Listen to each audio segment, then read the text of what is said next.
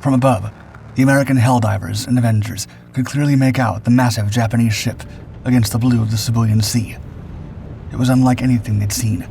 A giant, over 860 feet long and 70,000 tons. The squadrons tightened their formation and dove, tearing through the giant with bombs and torpedoes that cut her speed to 22 knots. The Americans had her pinned. A 500-pound bomb plummeted down, striking squarely atop one of the supergun turrets. It should have been enough to destroy it, but when the smoke cleared, its massive armor remained intact. Then the behemoth stirred.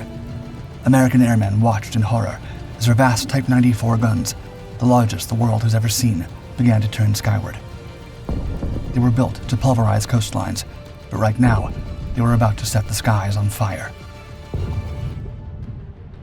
Vice Admiral Sadakichi Kato stood on the deck of his flagship, the battleship Suo, salty wind tugging at his uniform. The shoreline was now in sight, close enough that he could almost hear the tremors of naval guns as the battle drew near. Beside him steamed a formidable armada. 3 more battleships, 2 cruisers, 15 destroyers, torpedo boats, submarines, and a host of support vessels. Not all were cutting-edge war machines. Kato's own Suo was a pre-dreadnought, slower, armed with smaller caliber guns, and already outdated by modern standards, built for medium-range battles rather than long-range duels. Still, this was to be Japan's grand entrance into war, and the Empire was determined to make it an explosive victory at any cost. On the horizon, 2 British silhouettes appeared, closing fast. The battleship HMS Triumph steamed alongside the destroyer HMS Usk, their guns hot and ready to go. Yet they didn't attack the Japanese. Instead, the British vessels swung into formation beside Kato's fleet, the European sailors on the deck sporting Japanese raincoats. That day, the Rising Sun and the Union Jack sailed together against a common foe.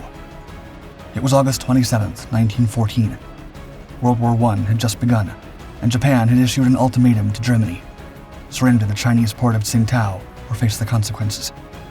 Back in Berlin, Kaiser Wilhelm II made his choice clear, declaring, quote, "It would shame me more to surrender Tsingtao to the Japanese than Berlin to the Russians." Within days, thousands of Japanese troops were landing on Chinese shores, driving inland toward the German defenses.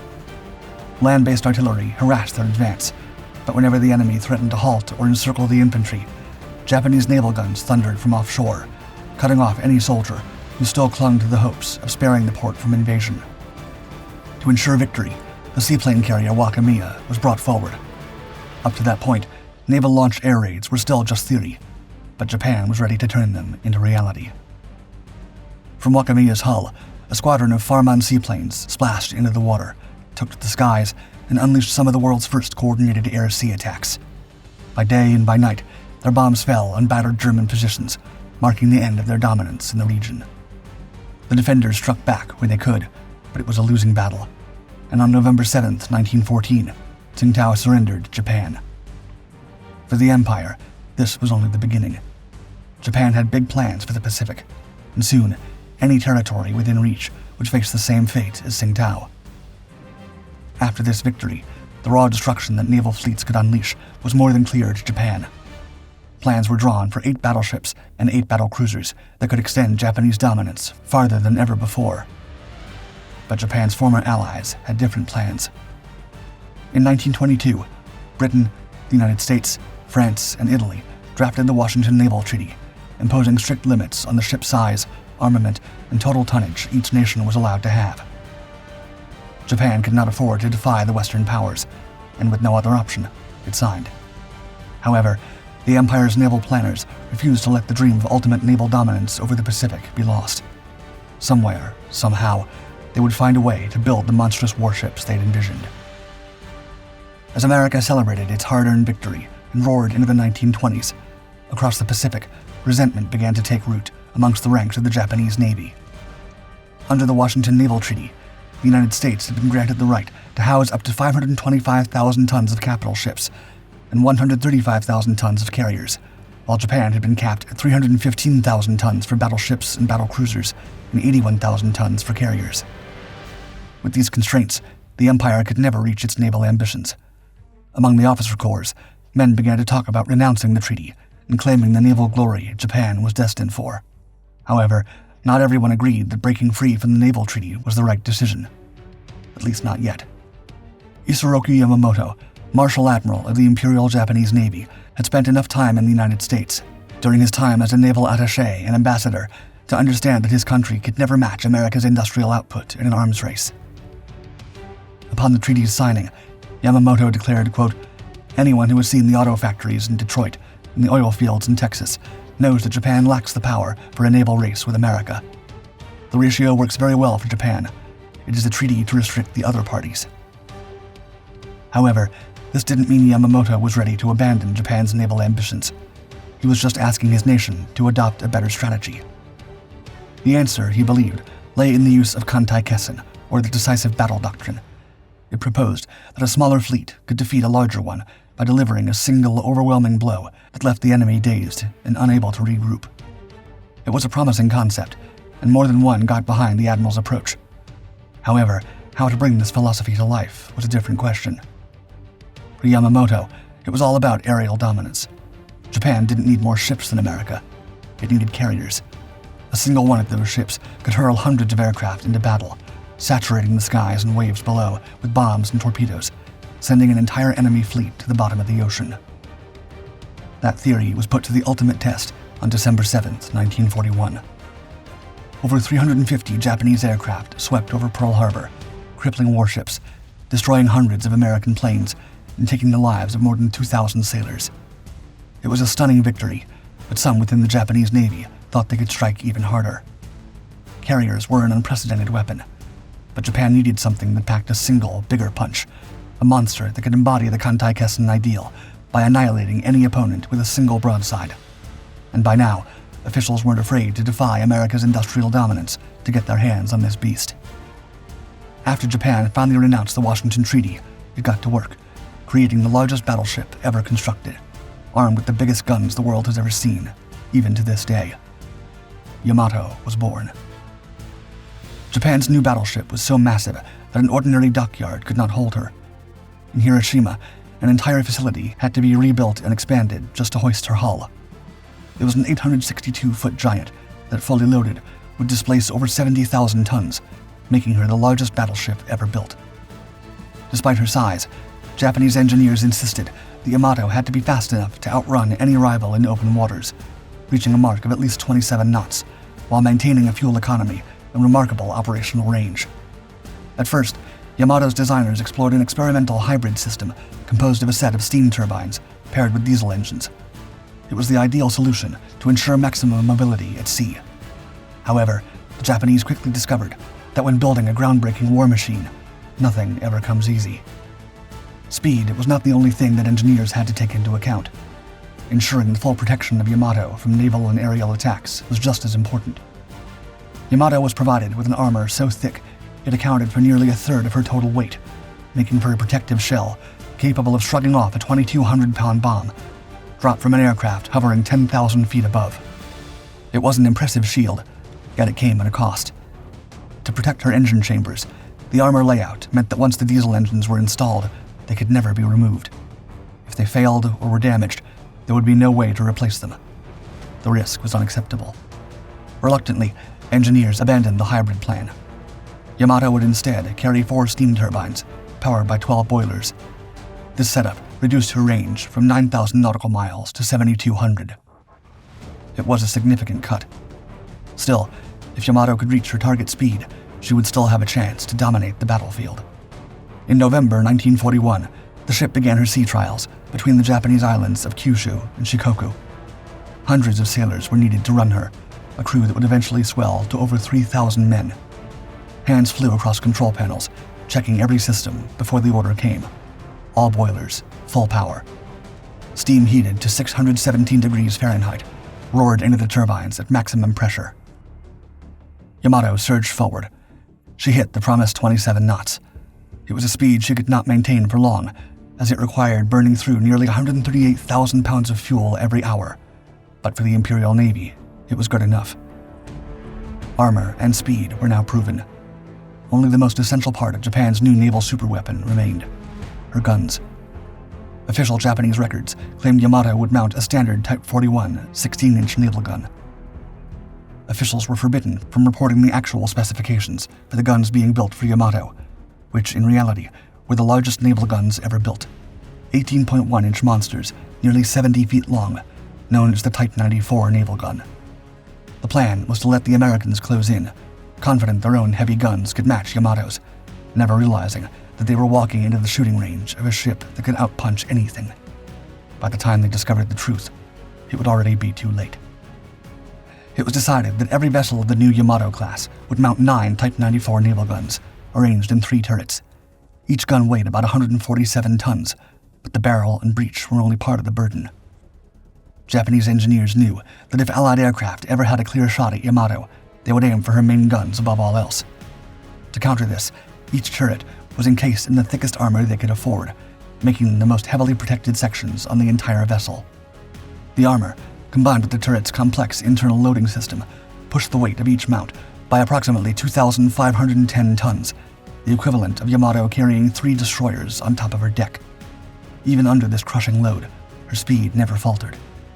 Each turret could sweep across its entire field of fire, rotating at roughly 2 degrees per second, ensuring no enemy ship could sneak within range without finding itself in Yamato's crosshairs. And when those guns fired, not even their own crew was safe.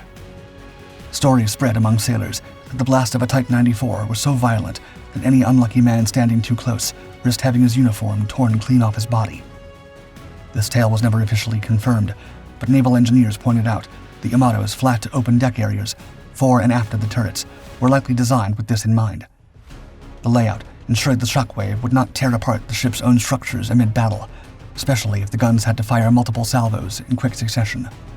However, the Japanese never intended for the Type 94s to do all the work alone.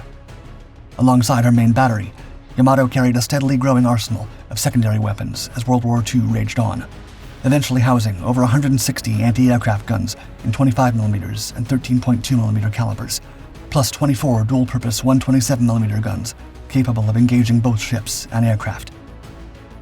Her hull also mounted 4 triple 155mm gun turrets, which served as the main armament on smaller Imperial Japanese Navy cruisers.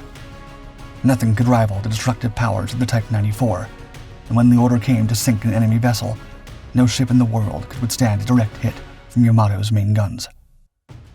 There were 3 types of munitions that the Japanese sailors aboard Yamato could choose from when loading the fearsome Type 94 naval guns. The primary choice was the Type 91 armor-piercing shell, weighing over 3,200 pounds.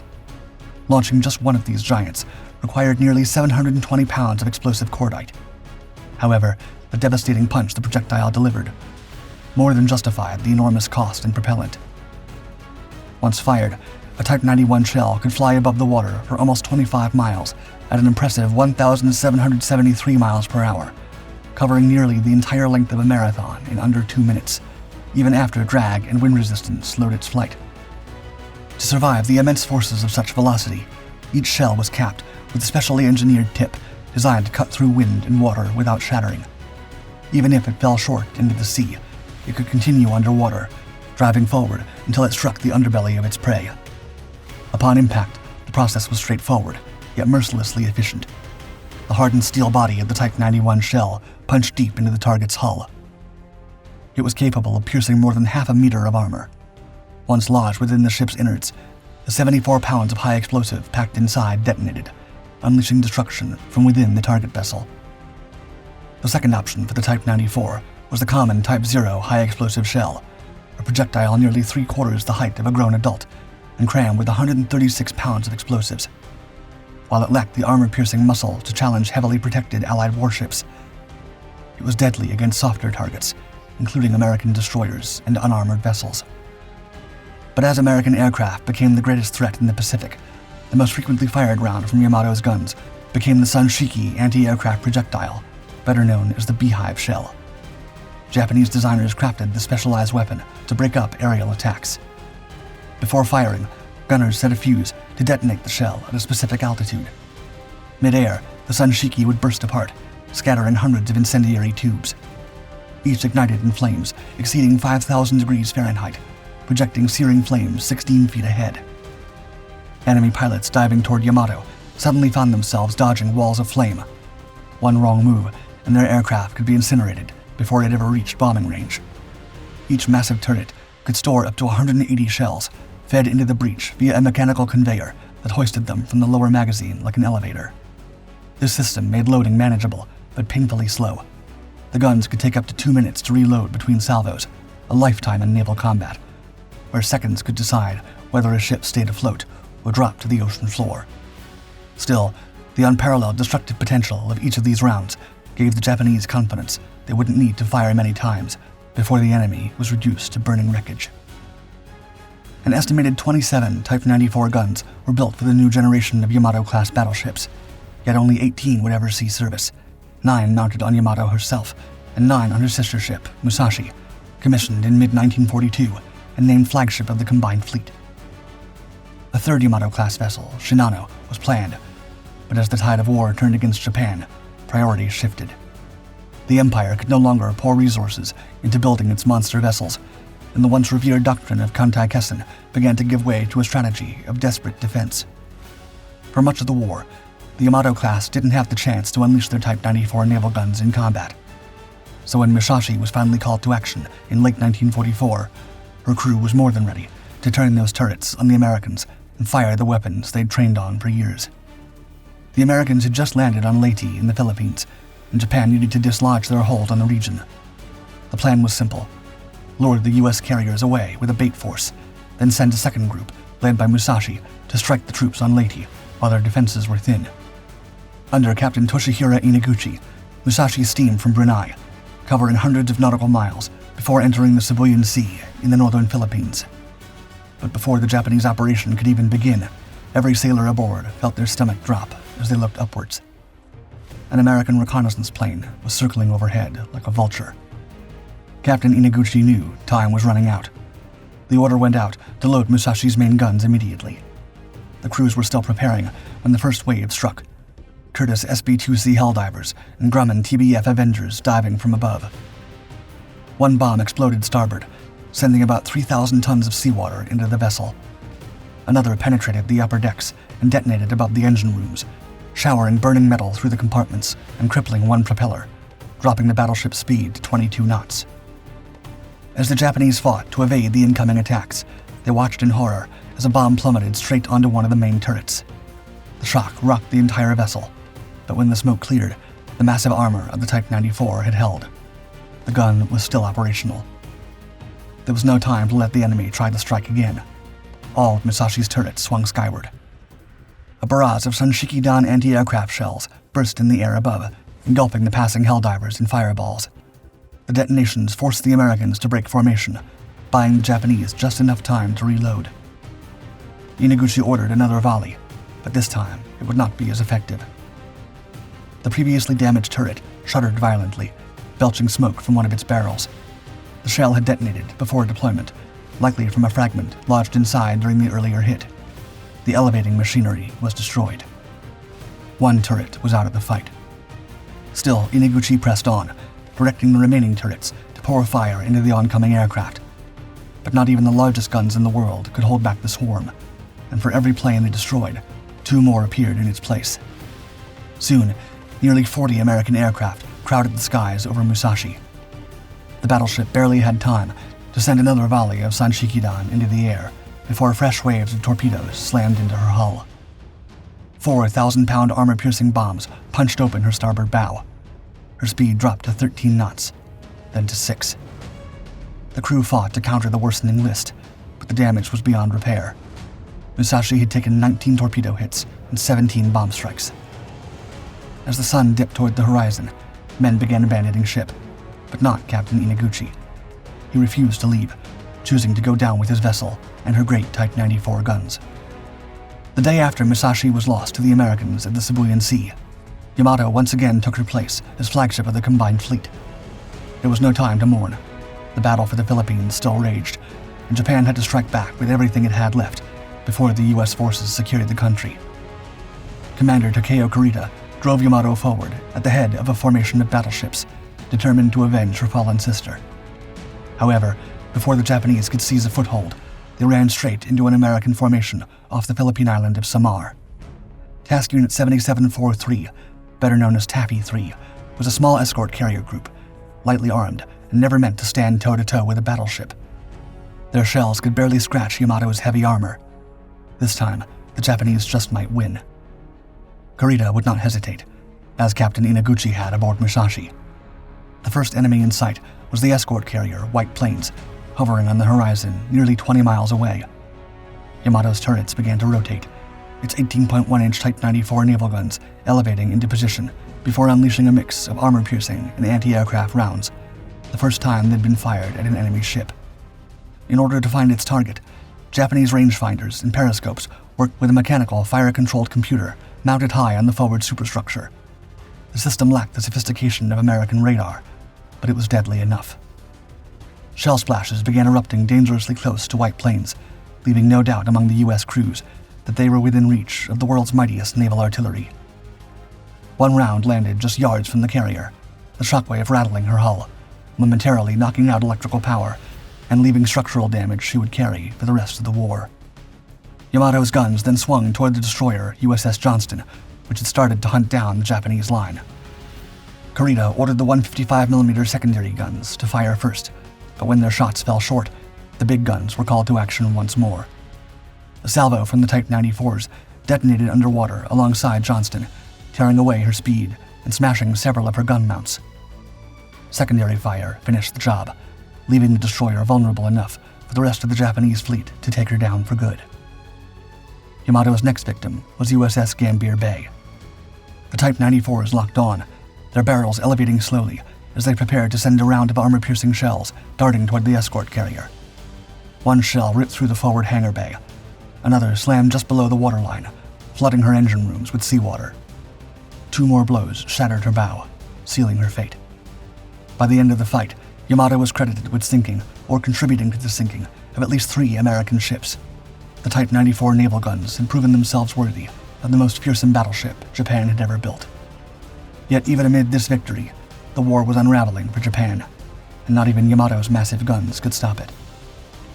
By early 1945, nothing could stop the Americans from closing in on Japanese waters. The Empire's last hope now rested on one last kamikaze mission. Pilots were already launching on one-way missions, diving their aircraft into American hulls in a desperate attempt to halt them. But kamikaze strikes alone would not be enough, and as the U.S. fleet kept pressing toward the mainland, it became clear that ships and sailors alike would also be called to give their lives for their nation, and not even the mighty Yamato would be spared. The mission was set in motion in April under the name Operation Tengo. The plan was for Yamato, escorted by 9 other vessels, to steam toward Okinawa with the intent to beach herself. Her final act would be to serve as an immovable coastal fortress from which Japan could hurl shells at the enemy until the very end. It was to be one of the Pacific War's most dramatic finales, Japan's greatest battleship squaring off against America's unmatched naval power. But before Yamato could reach Okinawa's shores, dark specks appeared on the horizon. American aircraft were heading her way. U.S. intelligence already knew of their mission and was determined to ensure Yamato's Type 94 guns would never again fire on an American ship. Nearly 300 carrier-based planes swarmed toward the Japanese formation. From the bridge, it was impossible to tell where the next torpedo or bomb would come from.